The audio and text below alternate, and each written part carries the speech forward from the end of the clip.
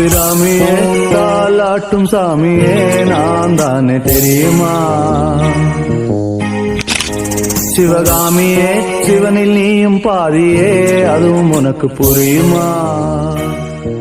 மனிதர் உணர்ந்து கொள்ள இது மனித காதல் அல்ல, அதையும் தாண்டி புனிதமானது.